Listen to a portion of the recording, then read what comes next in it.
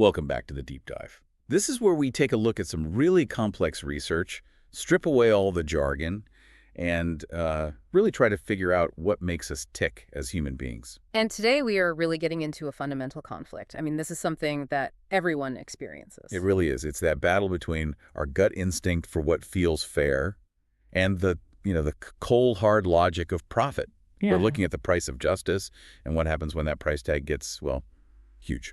It's a remarkable area of study because it really forces this confrontation between classical economic theory, which has one very clear idea of how we should act, and behavioral reality, how we actually act. Yeah, what we do when the rubber meets the road. Exactly. We're exploring the limits of what people will put up with for money and maybe more importantly, what they're willing to sacrifice out of, well, moral indignation. And our entire source stack today, it all revolves around this one deceptively simple experiment. It's an experiment that pretty much launched the entire field of behavioral economics. We're talking about the Ultimatum Game. Oh, it's foundational. I mean, it established right from the get-go that humans are definitely not the purely rational actors that, traditional economics just assumed we were for decades. Okay, so for anyone who might be new to this, can you just quickly walk us through the setup? Because it's so simple, but the results are so powerful. It's elegant, really. You have two players, and they have to split a pot of money, let's say $10. Player A is the proposer. They get to decide how to split the $10. They could offer a 50-50 split, an 80-20 split, whatever they want. Okay, so they have the initial power. They do. But player B, who is the responder, gets the final say.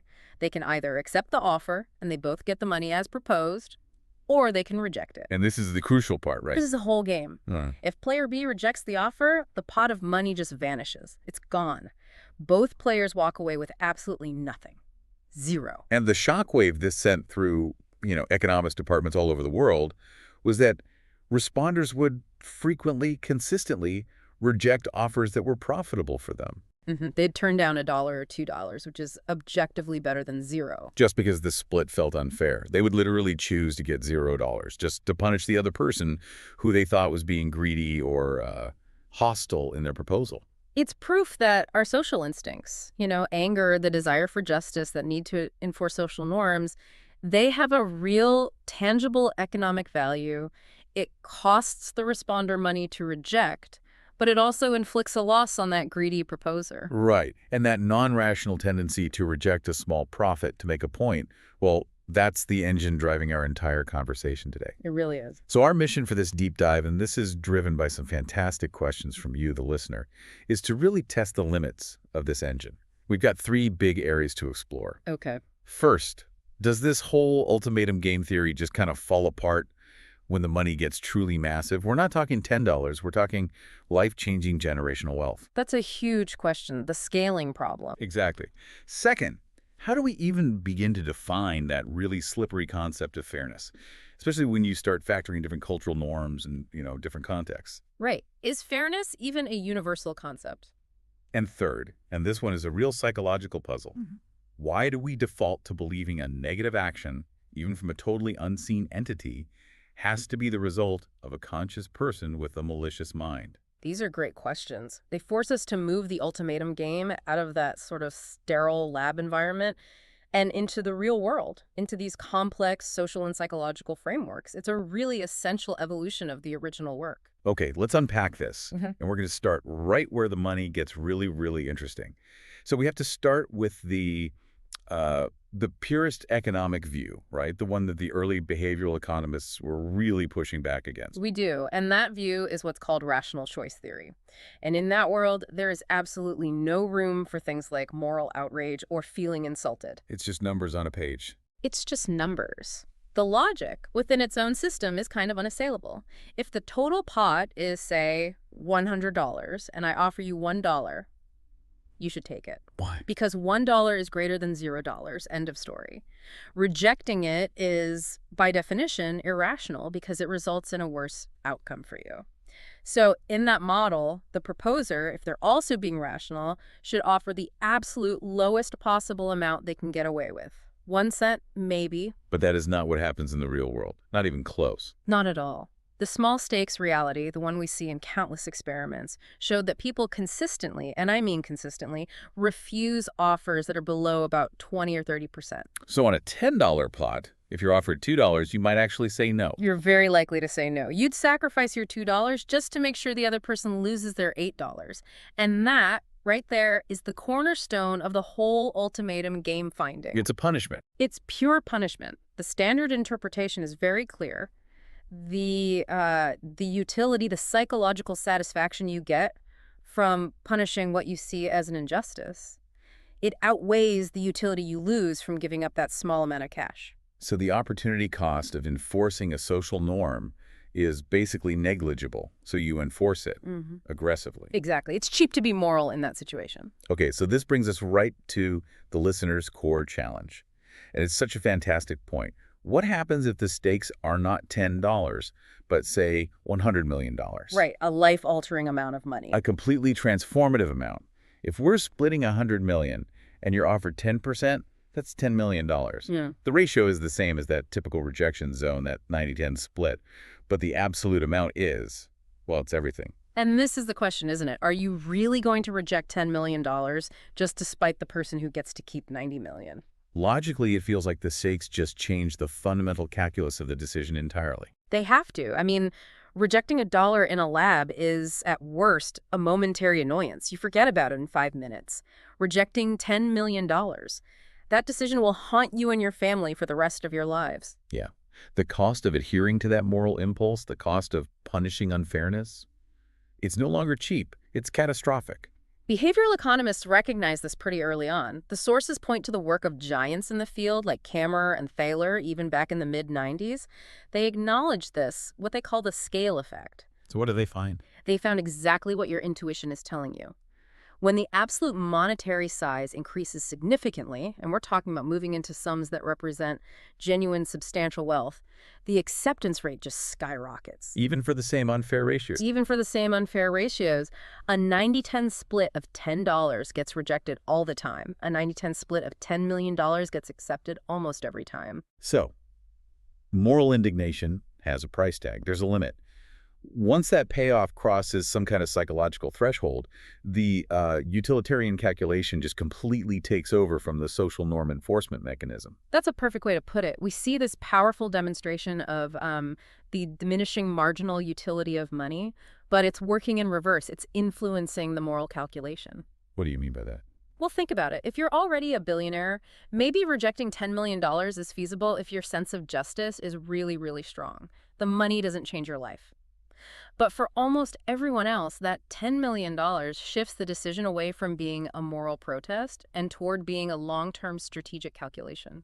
It's the difference between saying, I choose to be poor but principled, and saying, I choose to secure my family's future for generations, even if it means I have to swallow my pride. Precisely. The rejection of $1 is a cheap, effective way to signal your moral worth, to enforce social boundaries.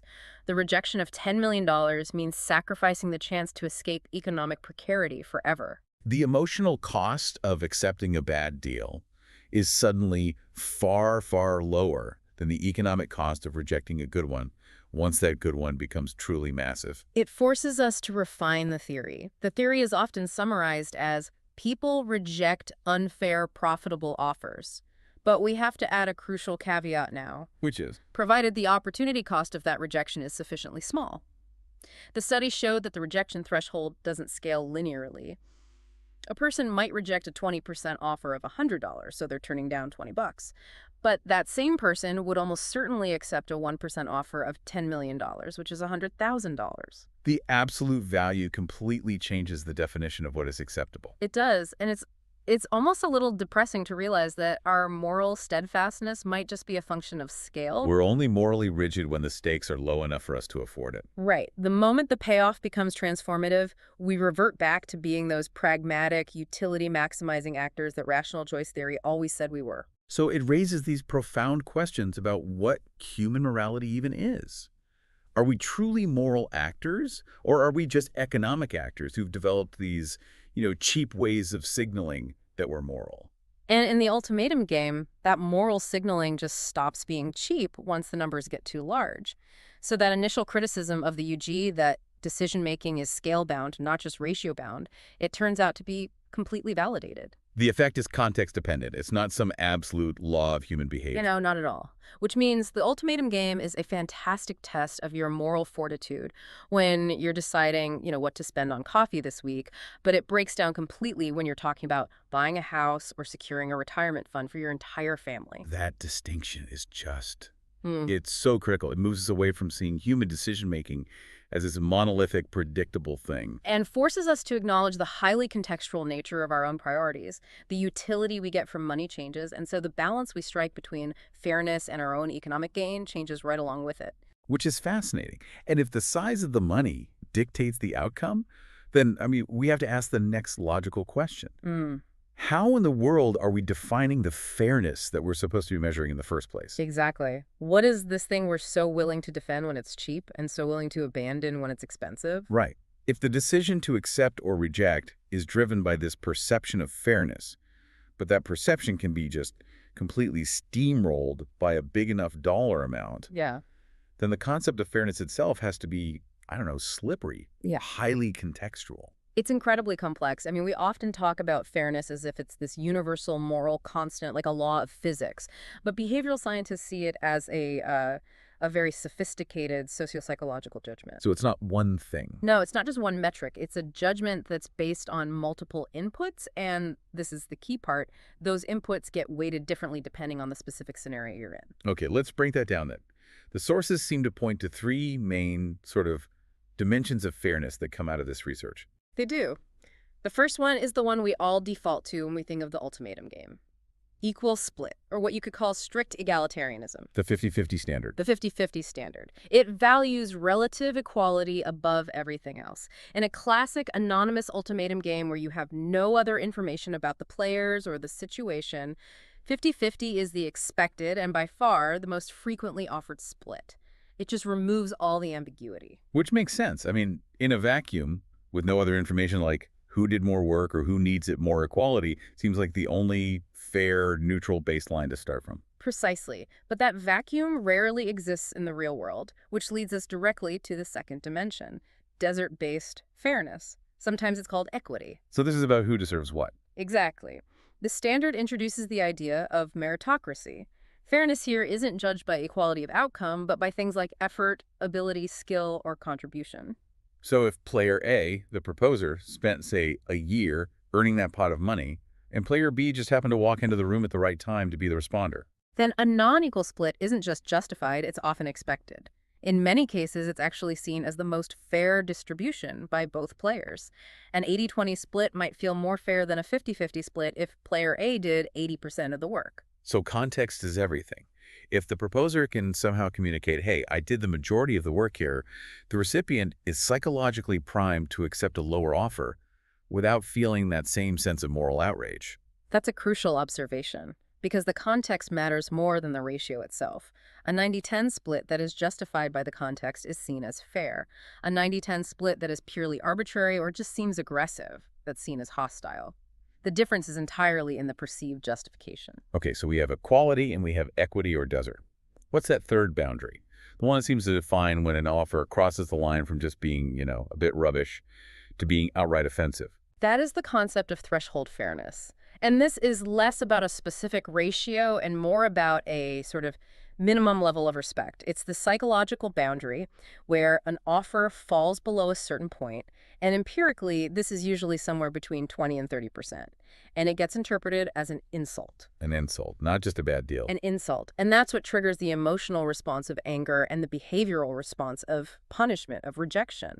I wonder if that threshold is actually a measure of something else.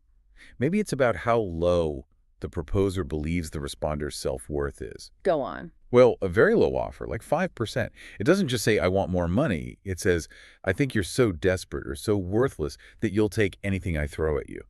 And maybe it's that perceived contempt, that social slap in the face that generates the outrage. That interpretation aligns perfectly with the psychological findings. Rejection is very often driven by a perceived attack on one's social status or dignity, not just by the poor economic outcome. It's about relational hostility. And these different dimensions of fairness, they're not universal, are they? The sources are really clear that culture plays a massive role in which dimension takes priority. Oh, a huge role. I mean, the landmark 2001 study by Joseph Henrich and his colleagues is just incredible on this point. They went out and conducted the Ultimatum Game across 15 different small-scale societies. And these were radically different contexts. Radically different, from hunter-gatherer groups to horticulturalists to nomadic herders. And they found that the fairness norm, what people considered a normal or acceptable offer, it varied wildly from place to place. Can you give us a couple of examples of that variation? Because that's where the data really brings this concept to life. Absolutely. So consider the Maquigenga people in Peru. In their society, there's a very high degree of family independence. There isn't much generalized sharing or, market integration outside of your immediate family unit. Okay, so they're very self-sufficient at the family level. Very. And their average offer in the Ultimatum Game was shockingly low, often around 15 to 20%. And yet, those very low offers were almost always accepted. So a 20% offer wasn't seen as an insult there. Not at all, because the norm in that society is high economic independence and a low expectation of generalized sharing with strangers. So a 20% offer was seen as, well, a gift. Their baseline for fairness wasn't 50-50. It was closer to, I am grateful for anything you choose to give me outside of my immediate family structure. Wow. Okay, now contrast that with another group. Let's contrast that with the Limalora whale hunters in Indonesia. Their entire economic survival depends on these massive, large-scale, coordinated hunting efforts. So they have to work together. They absolutely have to work together. And that means there are mandatory, very complex sharing networks that encompass the entire village. Collective effort is essential, and sharing is the absolute norm. So what were their offers like? Consistently very high. The average offer was around 57%. Sometimes they were even over 60%. They were overgiving. They were offering more than half. They were. Because in that culture, the social penalty for appearing stingy or unfair was much, much higher than the economic cost of losing a few extra dollars in the game. That's incredible. So for the Limalora, the Ultimatum Game isn't just measuring economic rationality. It's measuring your adherence to a critical survival mechanism for the entire group. That social contract of sharing. It confirms that in cultures with high market integration or high levels of necessary group cooperation, the expectations for fair, high distribution are much stronger. Fairness because a direct reflection of the economic and social scaffolding of that particular society. Okay, so let's go back to that scaling issue we talked about in the first section. Yeah. We established that in, Western context, putting massive monetary stakes on the table tends to override the fairness norm. Right. People take the $10 million. Does this cultural variability hold up even when the money gets really, really big? This is where we have to introduce a critical counterexample from the sources. It's a study by Cameron from 1999, which was also conducted in Indonesia. And this study was specifically designed to test the limits of that scaling theory. Okay, so what were the stakes? The stakes were very high for the participants. They were equivalent to about 3 times their average monthly salary. So this was genuinely transformative money for them. High stakes, high reward. The Western theory would suggest they should accept almost any offer just to secure that life-changing sum. That's what the theory predicts. But that is not what they did. The results were incredibly robust. The Indonesian participants still demanded fairness. They expected offers in the 40 to 50% range. And what about the lowball offers? They firmly rejected offers below 20%.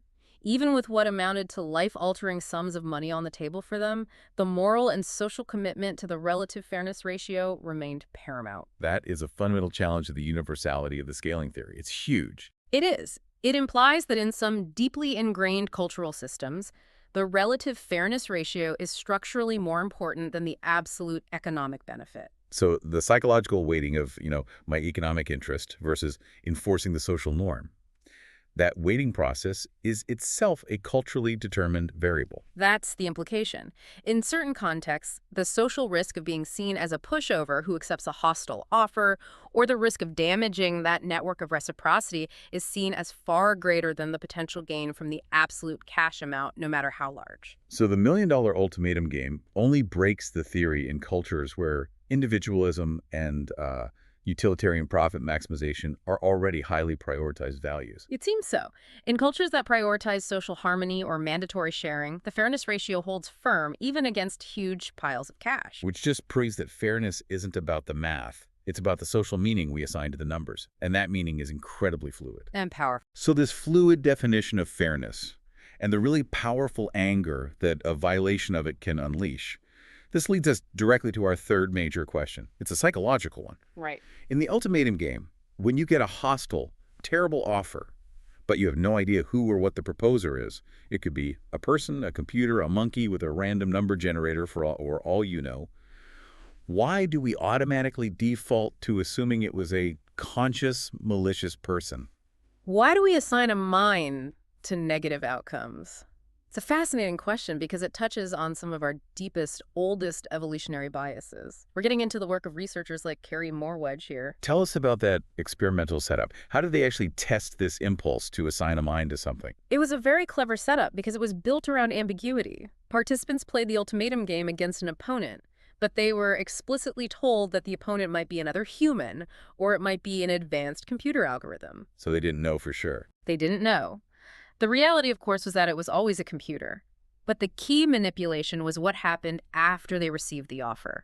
They were asked to rate their opponent on various mind metrics. What do that mean, mind metrics? Things like, did the opponent have intentions? Did it have emotions? Did it have consciousness or agency? A whole battery of questions designed to probe whether the participant thought they were dealing with a thinking, feeling entity. And the findings hinged entirely on whether that computer delivered a fair offer or an unfair one.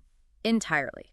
If the computer gave a fair expected 50-50 split, the participants tended to rate the opponent very low on that mind scale. They just assumed the system worked or that it was a functional, non-conscious mechanism. It's just an algorithm doing its job correctly. Right. That's our cognitive default for expected, positive, or neutral outcomes. But when the offer was hostile, say a 90-10 split, the mind rating suddenly skyrocketed. Even though it was still the exact same computer program. Yes. The subjects suddenly attributed high levels of intentionality, of anger, of consciousness to the program. The mechanism driving this dramatic shift is what the sources refer to as negativity dominance, or sometimes just negativity bias. Okay, explain negativity dominance in more detail for us. Why do negative things carry so much more psychological weight? Well, it's a core evolutionary survival mechanism. At the most basic level, threat detection is vastly more important to our survival than reward seeking. Right. Missing a berry on a bush isn't a big deal. Missing a tiger in the grass is a very big deal. It's the end of the line. You can afford to miss a positive opportunity, but you absolutely cannot afford to miss a threat.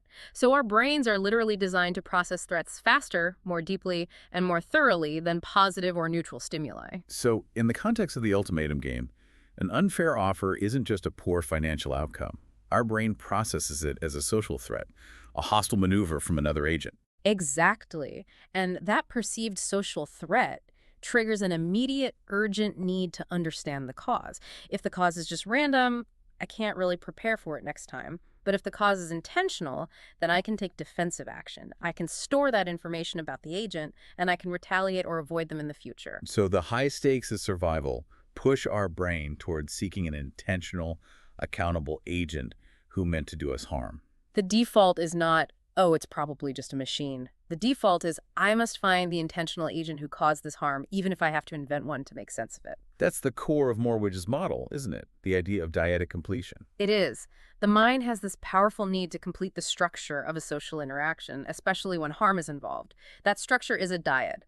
Actor, the source of the harm. A victim, which is me. So the hostile offer is the harm, and my mind just scrambles to fill in that missing actor slot with someone who has a mind, who had intent. Exactly. Let's walk through the cognitive steps. The participant sees the 90-10 split. Step 1. The negativity bias flags this as a social attack. Detection of harm. Okay. Step 2. The cognitive system immediately tries to determine intent. Since intentional harm requires a mind, the brain has to make a snap judgment. Was this intentional and therefore a person, or was it accidental or mechanical and therefore a machine? And given that survival premium on threat detection, the brain just leans heavily toward the intentional explanation. It's the better safe than sorry heuristic, but applied to social interaction. It is the ultimate evolutionary insurance policy. The brain's logic is something else. If this was a person being hostile to me, I absolutely need to know so I can punish them, or at least be on guard so I don't get exploited by them again. But if I assume it's just a random machine and it Mhm. turns out it was an intentional person testing my boundaries, Then you suffer a massive fitness penalty in the long run. You've just signaled that you're an easy target. So when you combine the uncertainty about the opponent's identity with that powerful negative event, mind attribution becomes the path of least psychological resistance. It's the safest bet for our survival-oriented brain. so the reason we get so angry about unfairness isn't just about the money at all. It's about this underlying, deep-seated psychological need to identify a hostile agent who has violated the social contract. The anger, the desire to punish, and the high attribution of mind. They all flow from the same urgent need to restore a sense of control and accountability in the face of a perceived attack. And in a way, when the person rejects that $1, they're not just punishing the other player. They're trying to confirm that the entity they're dealing with is a socially accountable agent and not just some random noise generator. That's a very insightful way to put it. The punishment itself is an act of social engagement, an attempt to enforce a norm on what you assume must be another mind. Okay, so this finding is really clear in the lab. A positive outcome, we view it as mechanical. A negative outcome, we view it as intentional. If the computer gives me a fair 50-50 split, my brain just goes, good algorithm. That's the typical conclusion. Yes, no harm, no foul, no need to assign any complex intentionality to it. The system is working as expected. This is where the real-world feedback you raised is so important. If an automated system, like an AI customer service agent, is too mechanically positive, Right. it's repetitively apologetic, it's rigidly helpful, but it's completely incapable of understanding the nuance of my actual problem. It drives me absolutely crazy. Why does mechanical kindness lead to frustration and, well, mind de-attribution? It's a fantastic transition because it shows the limits of that simple positive-negative dichotomy we see in the lab. The user's observation proves that the quality and the context of the interaction matter much more than just the valence, whether it's positive or negative. So even if the outcome is theoretically positive, let's say I eventually got a refund or the system finally processed my request, if the process itself felt manufactured and robotic, I reject the intelligence behind it. You trigger what researchers call anthropomorphic failure.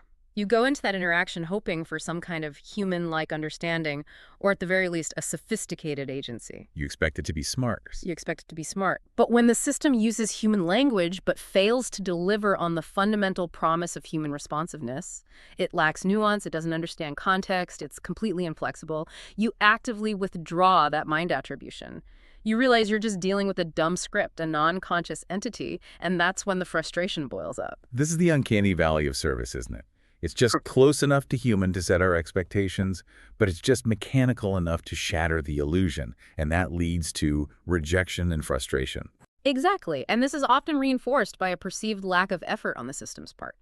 Humans value effort and responsiveness. If a live human gave you the same repetitive, non-contextual answer over and over, you'd be irritated, sure, but you would still recognize the human intent behind it, even if it's flawed. But if a machine does it, You think, this is lazy coding. You don't think, this is a thinking being that's having a bad day. And so that demand, that desperate plea to talk to a real person, that is the ultimate behavioral signal of anthropomorphic failure. so what we need isn't just a positive response. We need a response that demonstrates two things that machines are often terrible at: agency and experience. That's the breakdown right there. Agency implies the ability to deviate from the script, to make a decision based on a contextual understanding of the situation, and to act intentionally. And experience. Experience implies the ability to feel emotions, to understand social history, to empathize with a user's frustration. Mechanical kindness fails on both counts. It's scripted, which proves it has no real agency, and it's non-emotional, which proves it has no experience. That's a key insight for AI design. We're starting to see designers intentionally inject what they call human friction into systems. Yes, that's a direct response to this problem of anthropomorphic failure. They've learned that if the system solves the problem too efficiently or too robotically, users don't trust it, or they feel like they haven't been adequately heard. So what do? Designers might intentionally add a slight delay to a response, or a brief moment of conversational hedging, like, let me see, or an unexpected change in phrasing. They're adding these small cues that mimic the messy, nonlinear signature of human agency, just to maintain the illusion that you're dealing with a conscious entity. So even for a positive outcome to be psychologically accepted as the result of a mind, that mind has to appear capable of nuance and even failure. A perfect mechanical positive outcome actually leads us to de-attribute a mind to it. The machine is too reliable, too predictable. A truly intelligent agent, as we understand it, has the potential for error and for adaptation. When a machine just delivers predictable kindness, we attribute it to excellent programming, not to a thinking, feeling entity.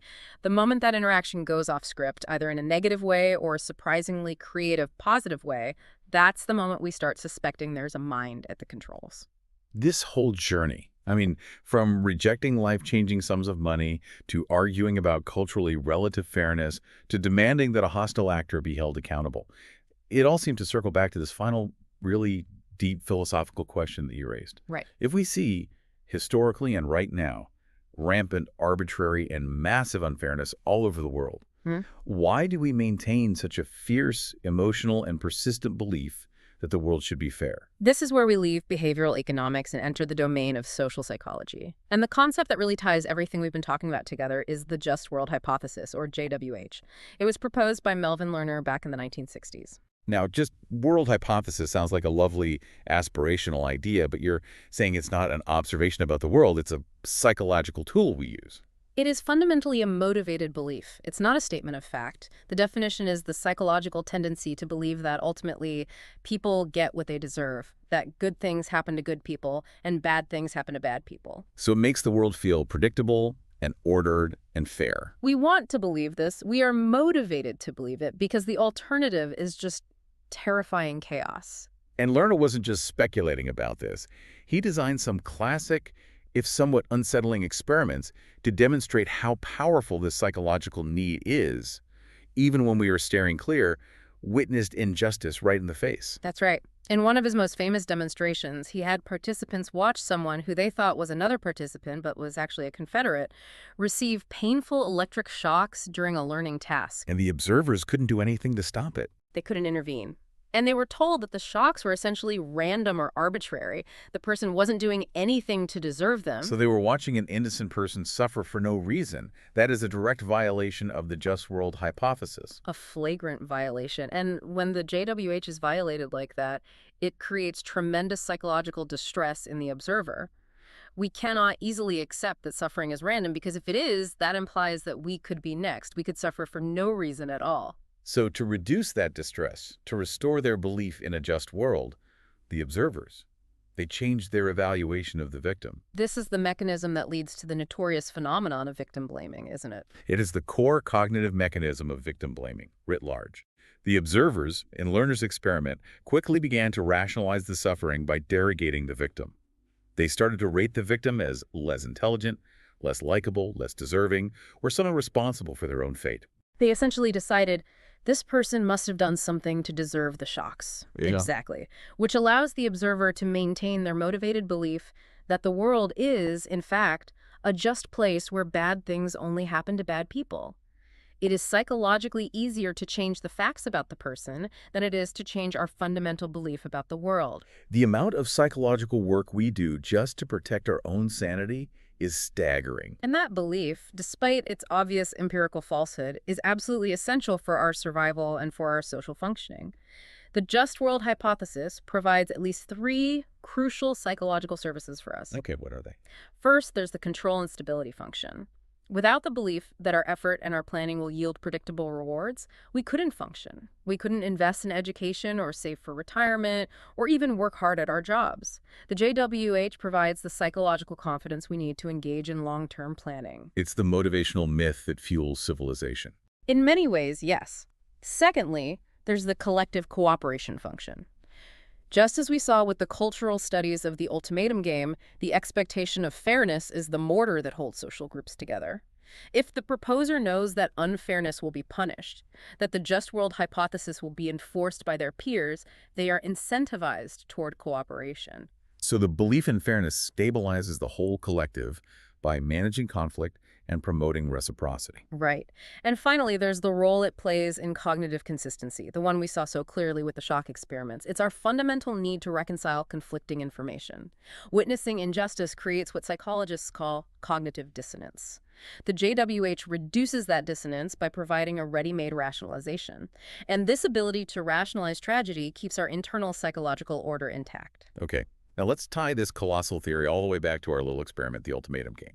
How does the just world hypothesis explain why we reject a profitable but unfair offer and demand a mind be held accountable? It connects everything perfectly. The just world hypothesis establishes our baseline expectation. The world is fair, therefore my opponent in this game should be fair. Okay. When the proposer offers that insulting 90-10 split, the JWH is instantly and violently violated, and this violation must be rectified. So how do we restore order? We must find the responsible agent who committed this injustice. And that search for the responsible agent is what immediately triggers the negativity bias in that process of dyadic completion we talked about. Exactly. We are driven to find the intentional agent because only an intentional agent can be held accountable for violating the social contract of fairness. Random noise or a mechanical error doesn't violate a moral code. A conscious thinking person does. So rejecting the offer and assigning malicious intent to the source mind attribution, that is the behavioral mechanism for restoring the just world hypothesis. So the punishment, the rejection of the money, it isn't just about teaching that one proposer a lesson. It's about sending a message to the universe that in this one tiny interaction, justice was served and the system of fairness, the system I believe in, remains intact. If we connect this to the bigger picture, that search for an intentional agent behind the screen is driven by our fundamental subconscious desire for the world to make sense and to operate under a rule of justice. The financial stakes of the ultimatum game are often very small, but the psychological stakes, the maintenance of our just world hypothesis, are absolutely enormous. That reframes everything we've talked about. The price of fairness isn't just a few dollars we forfeit in the game. It's the necessary ongoing cost of maintaining our entire psychological framework of reality. This has been an extraordinary deep dive. We started by challenging pure economic rationality, and we found that while, yes, humans are willing to compromise their morals for enormous payoffs, that cultural context can sometimes override even those massive sums. We did, and we broke down fairness into its component parts. Relative equality, meritocracy, and that all-important threshold of insult.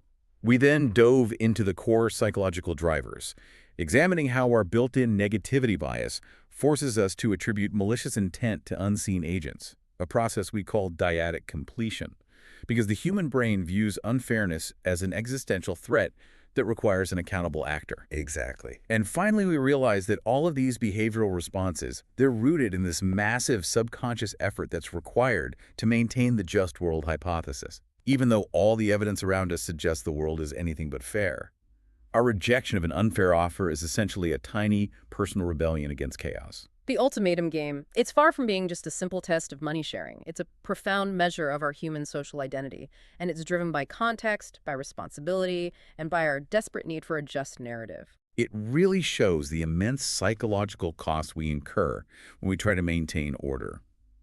Now, we learned that mechanical kindness drives us crazy because it fails to meet our criteria for agency and experience. No. So consider this final thought. Okay. As AI systems inevitably become perfect at mimicking emotional responsive behavior, as they finally cross that uncanny valley of service and deliver genuinely positive, nuanced interactions, will that positive experience finally be enough to overcome our negativity bias? Will a perfect, kind algorithm, one that flawlessly anticipates our every need, finally trigger mind attribution and make us trust the entity behind the mask? Or will our ancient, threat-detecting brain always suspect a calculating motive lurking just beneath the surface of all that perfect kindness? That is the multi-million-dollar question waiting for the next generation of social scientists. It is indeed. Thank you for joining us for this deep dive into the price of justice. Until next time.